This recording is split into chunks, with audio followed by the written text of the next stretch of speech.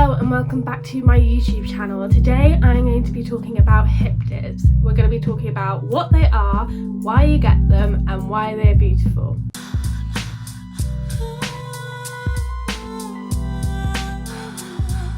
If you're new here, my name is Bryony. I talk a lot about body acceptance, self-love and all that kind of stuff. Don't forget to click the like button and subscribe button. You can even click the notification bell if you want to get a notification every time I post. Other than that, let's get going. First things first, what are hip dips? So hip dips are little curves just below your hips but above your thigh that go inwards. But it's scientifically, it's when your hip bone sits higher than your femur and so your fat and your muscle in that area caves inwards. Hip dips are caused by the shape of your pelvis, so they're going to be unique for everyone. Your pelvis is a bone in your body. It can't be changed. It is genetic, so you physically can't change your hip dips. The only thing you can change is the amount of fat and muscle you have around those hip dips, because the more fat and the more muscle you have, the more prominent your hip dips will become. Everyone has hip dips. If just left with a skeleton, everyone would have that little dip there. It's completely normal, so don't worry. So the higher your hips are and the wider they are, and also the more fat and muscle you have, the more prominent your hip dips are going to be. In the past, they've also been called violin hips, which I think is actually quite beautiful, like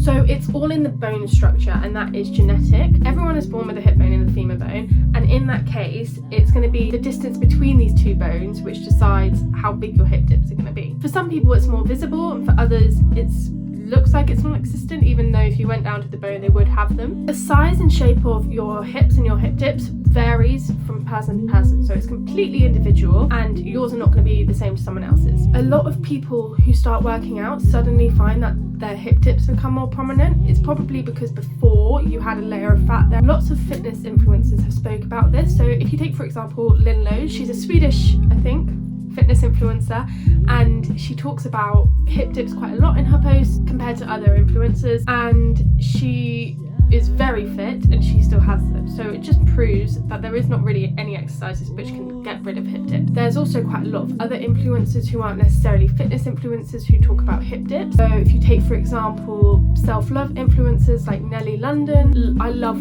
hip dips because of her. I used to think, oh my god, I hate my hip dips, but she genuinely changed my whole mindset on how I hated I now love my hip dips because of her.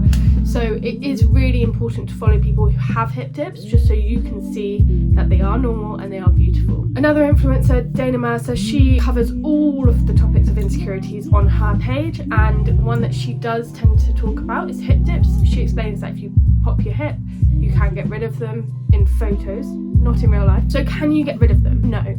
It is genetics. You can hide them a little bit or whatever if you gain fat or lose muscle there, but really you're not going to be able to get rid of them unless you go for plastic surgery, which I would not recommend. You're not going to get rid of them the natural way, let's just say that. So through exercise you can decrease the shape of your hip dip. Doesn't mean however that they're going to disappear completely. If you have fat around that area, also called a muffin top, it will gain there. It's completely dependent on the person where you gain your fat as well. You might gain it on your muffin top, which will extenuate your hip dips, or you might gain it on your belly, which won't. So it's completely different from person to person again. We all have them, so it's important to remember that you're not alone. It's not a bad thing, and they've always been a part of what a woman's body is. So it's not something new, but it's something that I feel like in the past few years has become a new insecurity that we've been made aware of. So yeah, and I think this comes around with social media, as every insecurity at the moment does. It's decided that our flaws are something which we need to fix, and I don't think that's right. They're not problems.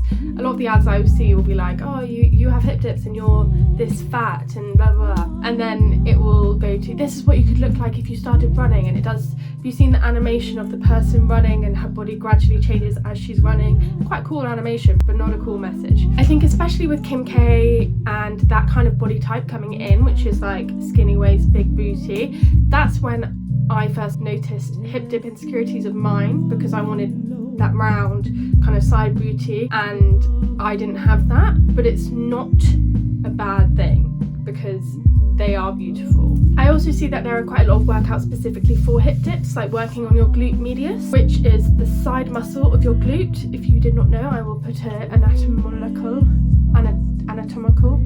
anatomy picture up, but essentially that might have changed your hip dips a bit, so it might decrease them being as visible, but it's not going to get rid of them 100%, and also you shouldn't have to work out that just to get rid of them, because there is nothing wrong with them in the first place. I want to end this video by saying that your hip dips are beautiful. It's a stupid insecurity because it's literally your bones. So don't get disheartened. It's okay if you're insecure about it because you've been taught to be, but just know that they are beautiful, and start following people like Dana Mercer, Nellie London, Hayley Madigan Fitness, all these women who show these kind of things, and then you will learn to love that they are normal and beautiful, and it will work, I promise you, because it worked with me, so it will work for you. Just stay strong, you've got this, you're on a journey of loving your body and you are so nearly there. I believe in you so much. I'm ranting now, that's the end of my video, but if you did enjoy it, don't forget to like and subscribe, and I'll see you next week for another vlog.